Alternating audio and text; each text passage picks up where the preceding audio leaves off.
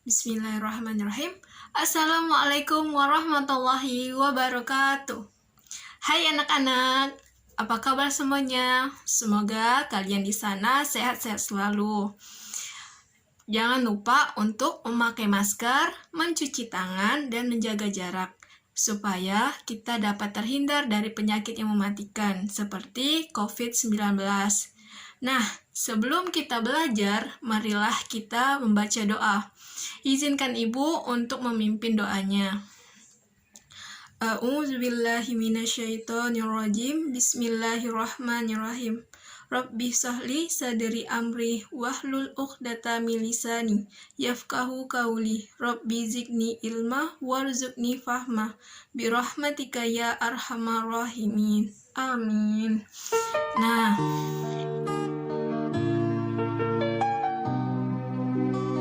kita bertemu lagi di pelajaran SKI pada bab 1. Sebelumnya, izinkan saya untuk memperkenalkan diri saya. Perkenalkan, nama saya Dian Daniah dari Prodi PGMI semester 5E. Nah, sekarang bab ini Bu Guru akan membahas tentang ketabahan Nabi Muhammad SAW dan para sahabat dalam berdakwah. Coba siapa yang tahu pengertian dakwah? Apa itu dakwah? Dakwah adalah mengajak atau menyeru orang lain agar taat kepada Allah. Kemudian Nabi Muhammad SAW diangkat menjadi Rasul pada usia 40 tahun. Wahyu yang pertama turun kepada Nabi Muhammad adalah surah Al-Alaq ayat 1-5. Kemudian turunlah wahyu yang kedua, yaitu Quran surah Al-Mudatsir ayat 1-7. Nah, wahyu yang kedua ini Nabi Muhammad SAW mulai berdakwah. Di sini Ibu Guru akan menjelaskan masa awal Nabi Muhammad SAW berdakwah. Ada 2 strategi dakwah Nabi Muhammad, yaitu yang pertama dakwah secara sembunyi-sembunyi dan yang kedua dakwah secara terang-terangan. Nah, kemudian kita bahas dakwah secara sembunyi-sembunyi. Dakwah secara sembunyi-sembunyi ini disampaikan kepada keluarga dan kerabat serta sahabat Nabi Muhammad. Nabi Muhammad SAW melakukan dakwah secara sembunyi-sembunyi selama 3-4 tahun. Kemudian dakwah secara sembunyi-sembunyi ini dilakukan tepatnya di rumah Arqam bin Abil Arqam. Arqam bin Abil Arqam ini termasuk As-Sabiqunal Awwalun. Nah, apa itu As-Sabiqunal Awwalun? As-Sabiqunal Awwalun adalah orang yang pertama masuk Islam.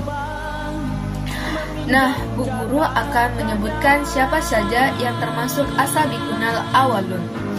Yang pertama ada Khadijah bin Khuwailid, yang kedua ada Ali bin Abi Thalib, yang ketiga ada Abu Bakar As-Siddiq, yang keempat ada Ummu Aiman, yang kelima ada Zaid bin Haritsah, yang keenam ada Utsman bin Affan, yang ketujuh ada Zubair bin Awam, yang kedelapan ada Sa'ad bin Abu Waqqas, yang ke-8 ada Salsah bin Ubaidillah bin Zabrah, yang ke-9 ada Arqam bin Abil Arqam.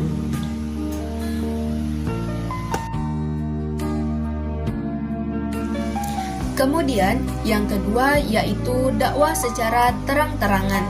Sejak kapan Nabi Muhammad melakukan dakwah secara terang-terangan? Sejak turunnya surah Al-Hijj ayat 94 yang merupakan penanda dakwah secara terang-terangan yang dimulai sejak tahun keempat dari kenabian. Cara Nabi Muhammad melakukan dakwah dengan cara ini adalah dengan mengundang kerabat dan orang terpandang dari suku Quraisy dalam jamuan makan malam. Yang kedua, dalam kesempatan itu Nabi Muhammad menyampaikan inti ajaran Islam agar manusia hanya menyembah Allah Subhanahu wa Ta'ala. Baik anak-anak, kali ini Ibu akan jelaskan ketabahan para sahabat Nabi Muhammad SAW. Yang pertama adalah Khadijah binti Khuwailid. Siapa Khadijah? Khadijah adalah istri Nabi Muhammad SAW yang selalu mendukung dakwah Nabi Muhammad. Khadijah selalu mendukung Nabi dengan harta benda, jiwa, dan raganya. Banyak harta benda yang digunakan untuk kepentingan Nabi Muhammad SAW dalam berdakwah. Bahkan Khadijah banyak diikuti ancaman dan cacian dari kaum kafir Quraisy. Mereka menyuruh Khadijah untuk membujuk Nabi agar mau memberhentikan dakwah. Lalu Khadijah tentunya menolak yang disuruh oleh kaum Quraisy. Selanjutnya, ketabahan sahabat yang kedua yaitu Abu Bakar As-Siddiq. Siapa Abu Bakar As-Siddiq? Abu Bakar As-Siddiq adalah salah satu sahabat Nabi Muhammad SAW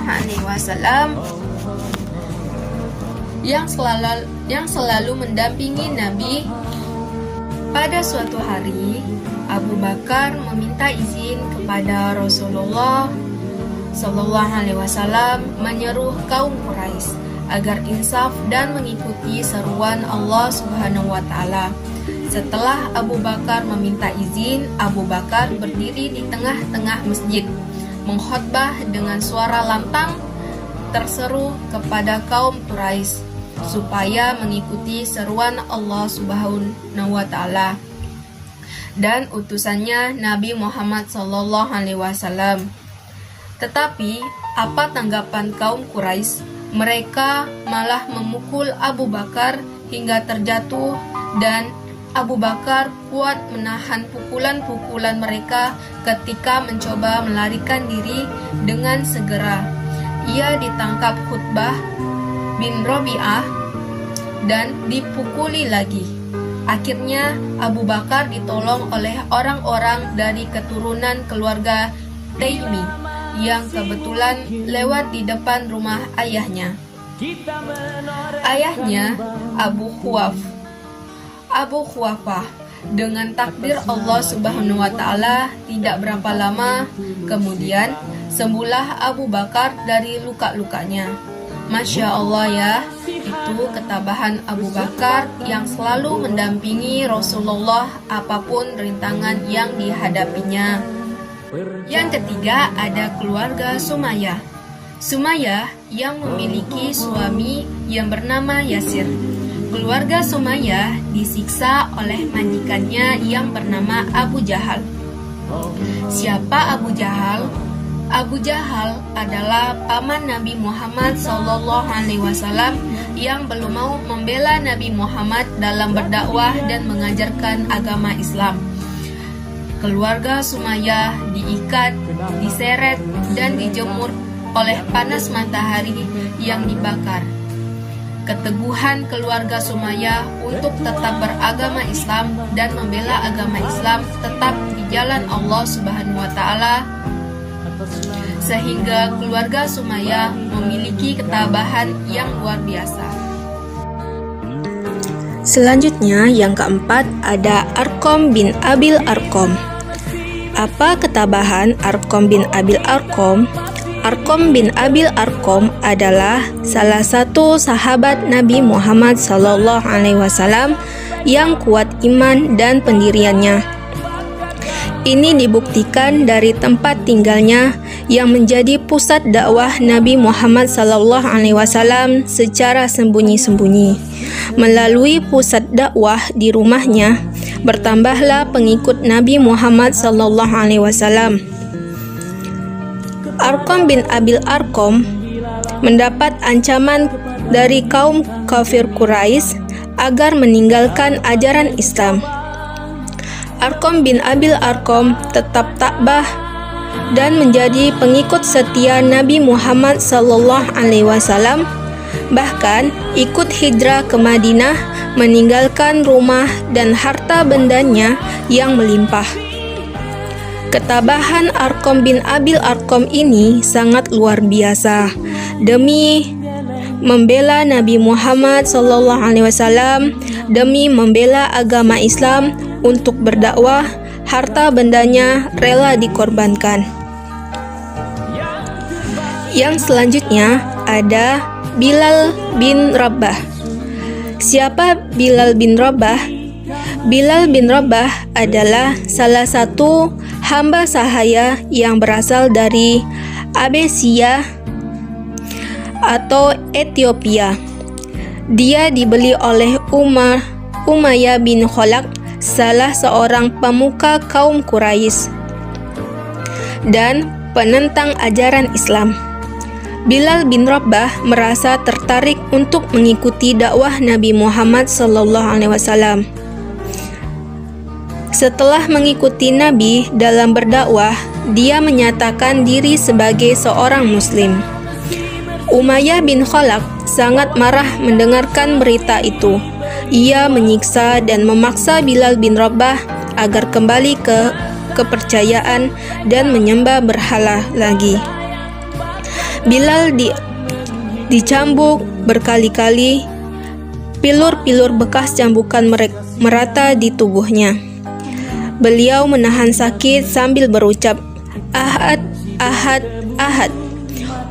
Umayyah lalu menjemurnya di panas matahari dan diletakkan di atas perutnya dengan batu-batu besar. Bisa kalian bayangkan, sungguh luar biasa ketabahan Bilal bin Rabah, akan tetapi tidak mampu mempengaruhi akidah yang dimilikinya. Ketika disiksa, Bilal dengan tegas menyatakan pendiriannya dan dengan terputus-putus mengucapkan lagi kata Ahad, Ahad, Ahad. Itulah ketabahan Bilal bin Rabah.